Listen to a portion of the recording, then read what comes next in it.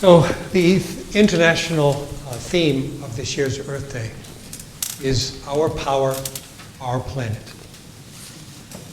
So let's start with the power.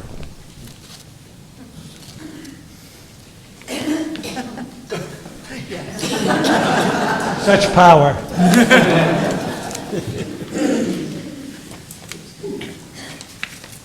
If we believe in science, we have the power.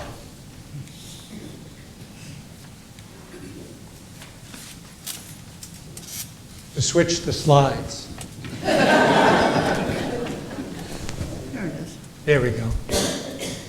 To protect Earth. If we are alive, we have the power. If we live on Earth, then we have the power. If we have brains, mouths, an ounce of energy,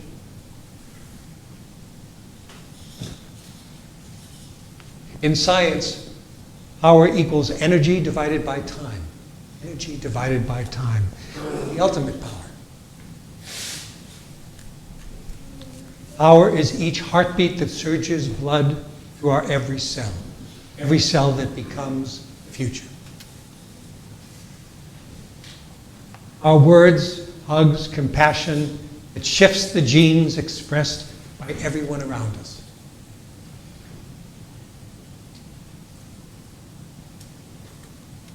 The watt, 1 joule per second, is all the power we need to light the darkness.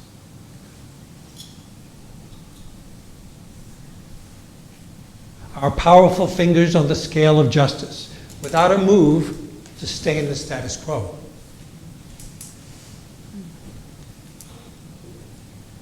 We have the power.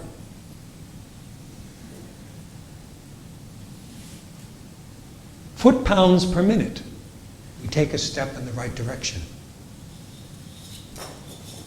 A calorie to burn, to invest, to generate an idea, or move Earth's dust. Each sound we make reverberates and moves mountains. The power of age becomes the future wisdom of the ages.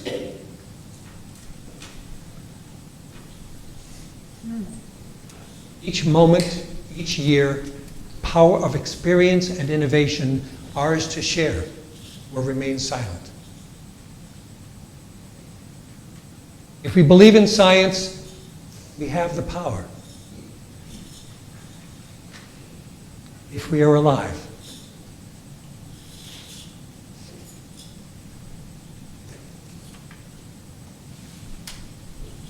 Our life, our living, together with others, our brains, mouths, energy, and heartbeats. We have the power.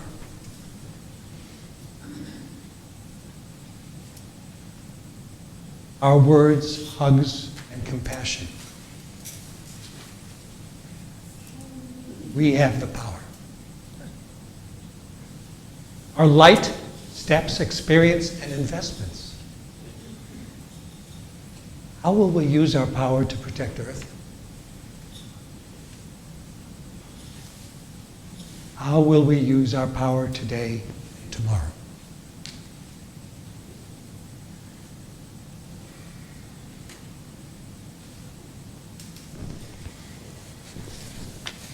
Hope is alive. The sun lifting over Nauset Dunes, Nobska Light, Seagull Beach, and Cahoon Hollow. A deep breath that quells the disquieted heart. A warm face of the miracle of life. Sea mist on a morning tender. A sweet wave of innocence.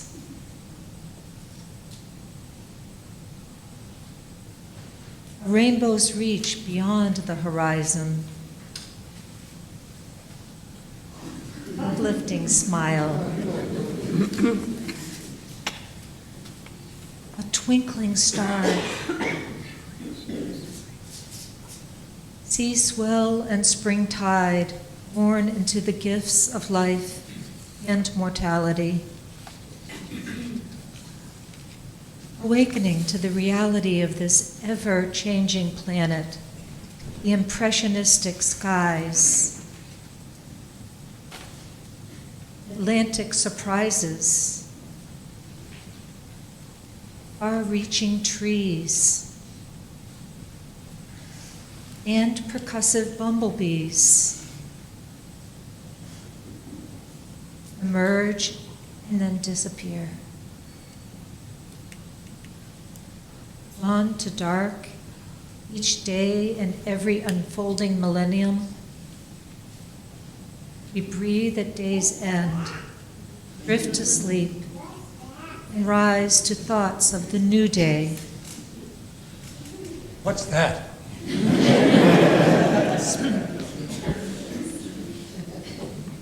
Would we immerse ourselves into the inevitable ending that will come when our bodies are finished, carrying our souls into Earth's evolution to its next iteration? The gift of another day calls on us to dive into love and the art of possibility. Shall we waste our precious time contemplating the inevitable? Or instead, savor every moment and each of Earth's simple and majestic gifts? Would we focus now on our last breath to come, temperatures and seas rising, the evolution we have set in motion?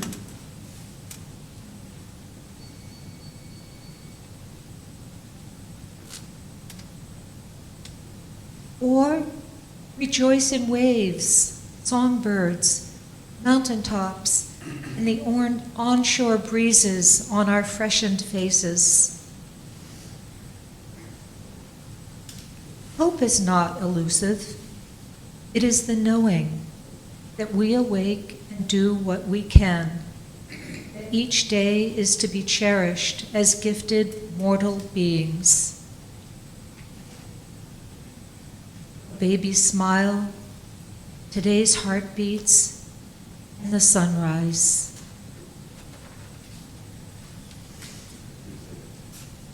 Hope is alive.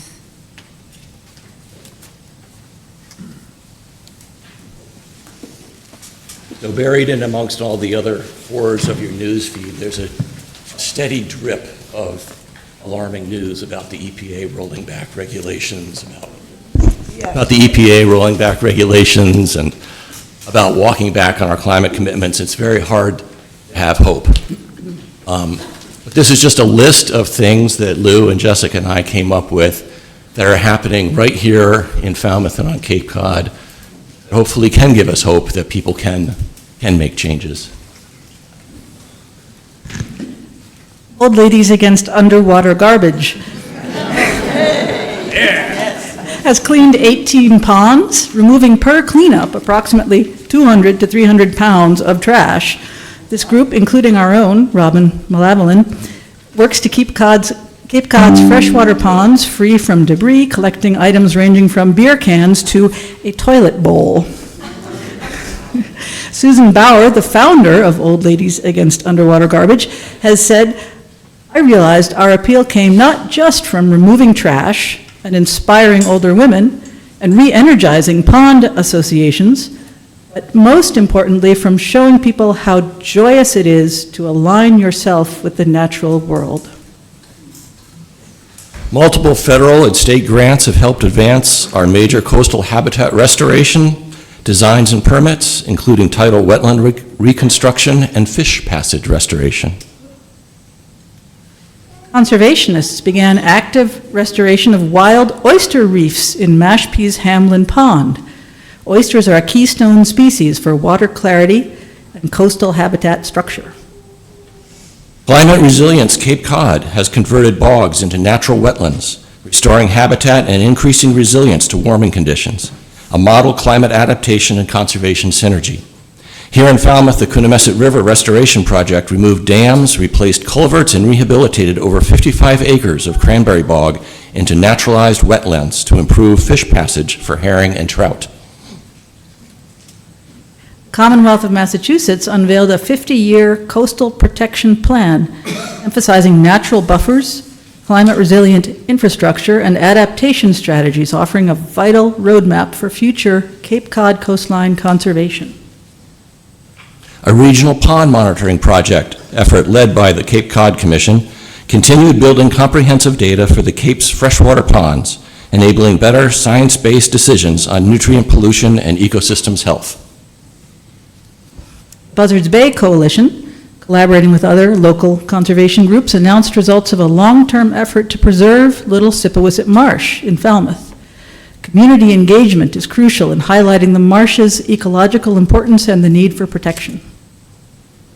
The town of Falmouth, through the efforts of her new sustainability director, has installed EV charging stations at Peg Newman Park and Depot Avenue, and is purchasing electric and plug-in hybrid vehicles for its fleet, including 2 EVs for Town Hall, an electric van for schools, an EV for the police department, and 2 plug-in hybrid electric vehicles for the Department of Public Works. Town is also installing solar panels at schools and other municipal buildings, including the Gus Canty Recreation Center and the water treatment plant and the fire station just next door. This month, Falmouth Town meeting members voted to transfer 20 parcels of land surrounding Long Pond to the Conservation Commission for permanent conservation status. We had more, but Lou asked us to keep it to 3 minutes. So there are things to be hopeful for.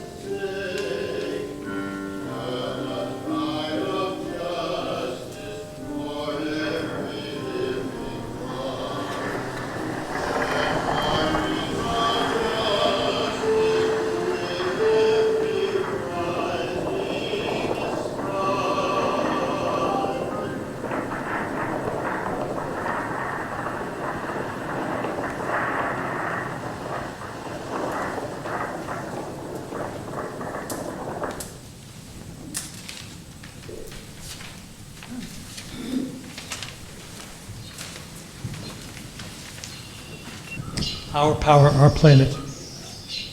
This is our hope, that the children born today may still have, 20 years hence, a bit of green grass under their bare feet, a breath of clean air, breathe a patch of blue water to sail upon, and a whale on the horizon to set them dreaming. That was said by Jacques Cousteau 50 years ago, 1976.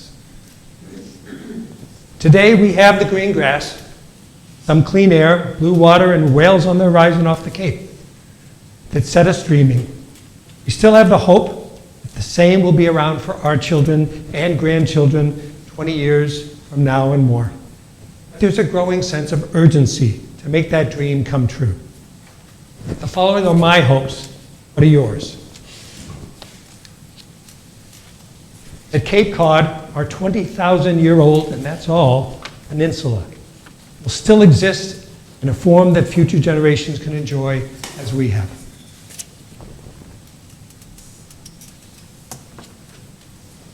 I hope that the remaining 14% of the undeveloped land on the Cape will stay undeveloped for trees, for natural spaces, clean air to breathe.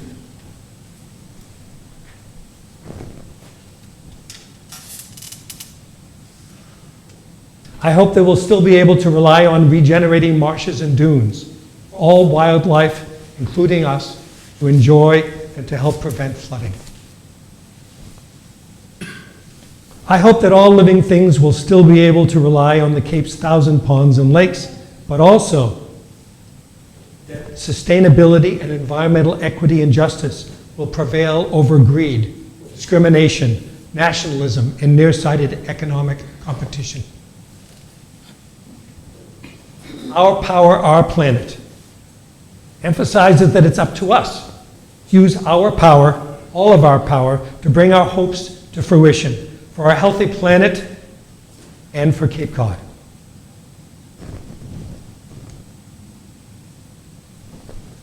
This is Habitat for Humanity's new home area in Wellfleet.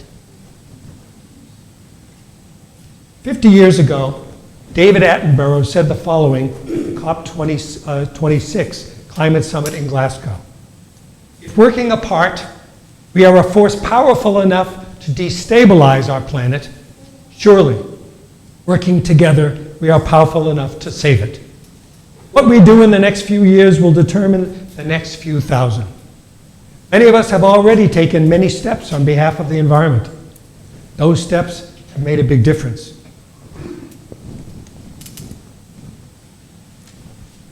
5 years ago, any of you were here at our Earth Day service 5 years ago? Okay, so you'll probably remember in this sanctuary that what we said all we needed to do was reduce, reuse, and recycle. That was simple. How many of you have used fewer plastic containers and straws? Taken shorter showers? A couple. Left the leaves in your garden in the winter? Oh, that's a good one. That's an easy one. Composted. Composted. Super. Reuse things rather than put them in the garbage. Or pass them on. In that 2021 Earth Day service, we said you should get a free home energy audit. Switch to renewable energy and cut down your miles of driving and flights. And you have done all of these things and more. Thank you. Could you please raise your hand and yell out in a few words something else you've done to sustain the environment? Jean? Turn the water off while I'm brushing my teeth. Thank you. Can you repeat what people say? Sure. Turn your water off when you're brushing your teeth. Back there, David? I nominated two people to serve on the National Academy of Sciences Centenary Resident panel for the detective of the small arms range at Cape Cod, Joint Base Cape Cod, and our aquifer in Cape Cod. Thank you. Anyone who doesn't know what David, and I'll repeat it, some of it, but David is in there every step of the way, everywhere. David sends out emails every day to everyone. David pushes and drives. Dave is a hero. Thank you, David.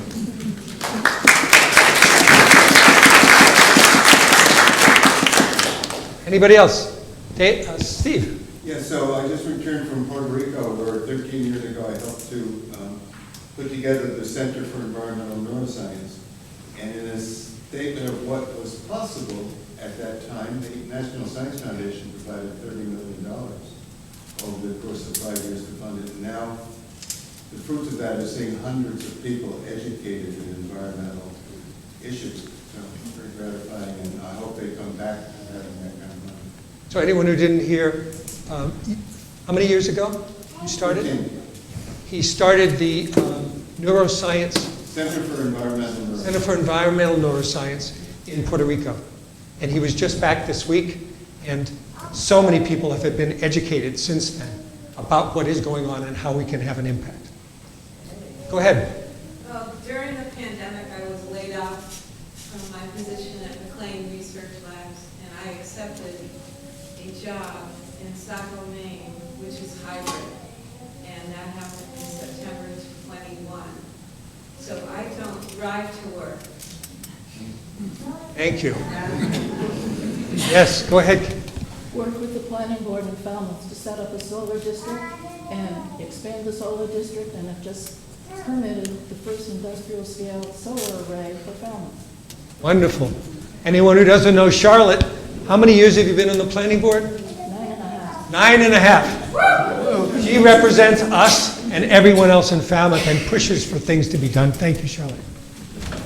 Go ahead, Matthew. Well, Lou, I think you know how I get around town, but I've slowly been indoctrinating all of my peers into adopting the electric bike rather than cars. Thank you. Okay, go ahead. I recycle a lot, and I also pick up the trash on the highway on Sunday mornings, and I have a hybrid car. Wonderful, thank you. Hybrid car, pick up trash, and recycle. Rupert, go ahead. Hi, I'm involved with the pilot program being run by the Green Center in Falmouth, and what was studied was urine diversion. We might be able to have more housing and clean up the nitrogen in the waterways all at the same time. It's a means to increase affordable housing, maybe use as well. Super. We're running out of time. But as you can see here, Morgan, go ahead, last one. I call my representatives and tell them to do things. Yes. Demand change, and it's working. At least it is in Massachusetts. And we're going to push harder and harder across the country and elsewhere. So because we're running out of time, I don't really need to do much else. Okay? You have a handout in your order of service that has a list of 12 specific things that you can do. I don't need to read them to you. Okay? But some of them are unique and some of them are different. For example, stopping development in areas that are protected across the Cape. We're 86% developed on the Cape. 86%, there's 14% left. That doesn't mean we shouldn't be building affordable housing. It doesn't mean we should take all the land either. There are things that we can do, and please read those and take them home with you. There are also a long list of organizations. I picked 20, 25 of them out of 100 that you can get involved with and contact and get their regular updates and emails, because there's good stuff there. And we don't know everything. There's so much going on. I did have this, I'll just put it down here, to celebrate everything that you're doing. But I'll move on. Make good trouble. Yeah. Okay? Don't be afraid to stand behind, you shouldn't stand behind a barrier and call from home. Get out there. Do things that are troublemaking, that change the order of things, that change the resistance. To move your finger off that scale of justice to something that is just. Bless you. Thank you. Yes, get it out. So I'm just going to see, I'm running through my slides to make sure we have enough time to finish. Oh, I'm just going to say forget it. But I will read a few really good quotes that have inspired me. Ralph Waldo Emerson said, "Earth laughs with flowers." John Muir, in every walk in nature, one receives far more than he seeks. Rachel Carson, we have her statue, her bust in the room right over there, for everything she has done in the past. Those who contemplate the beauty of earth find reserves of strength that will endure as long as we live. Just take a walk outside, sit in a chair outside, look at the trees, look at the sky, feel the breeze. If that's not inspirational, what is? Maya Angelou, we need joy as we need air. We need love as we need water. We need earth. We need each other. It's what we share. Jimmy Carter, like music, art, love of nature is a common language that can transcend political or social boundaries. Robin Wall Kimmerer, author of Braiding Sweetgrass, even a wounded world is feeding us. Even a wounded world holds us, giving us moments of wonder and joy. I choose love over despair, not because I have my head in the sand, but because joy is what earth gives me daily, and I must return the gift. Bill Nye, the science guy. Yeah! Yeah! To leave the world better than you found it, sometimes you have to pick up other people's trash. Margaret Mead, never doubt that a small group of thoughtful, committed citizens can change the world. Indeed, it's the only thing that ever has.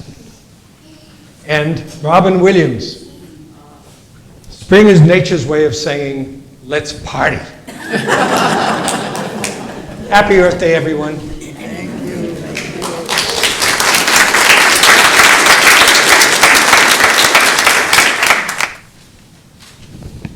Good morning, dear ones. Morning. Many of you know me as a glass half full to overflowing. This poem was written in a darker time, but stick around to the end and you'll be glad you heard it. Everywhere I look, plastic. In the back of my cupboard, in a Ziploc bag, sits half a peanut butter sandwich cut on the bias. The bag is labeled 1996 Science Experiment. The sandwich, though desiccated over the years, is still recognizable. The plastic bag, completely unchanged. It will take up to 1,000 years for this bag to disappear. Covered in landfill, perhaps 1 billion years. They say the earth and sea are full of debris, once benign items, bottles, bags, Happy Meal toys, now broken into beads tiny as pinheads without the dancing angels.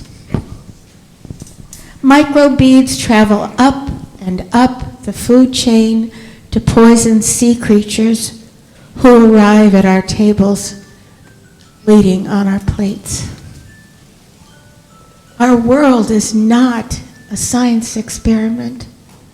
My grandchildren are not guinea pigs, as are my great-great-great-grands, should they exist. Wallace Black Eagle, a Lakota medicine man, was asked, how can we heal the earth? Black Eagle reminds us, the earth can heal itself. All we must do is stop making her sick.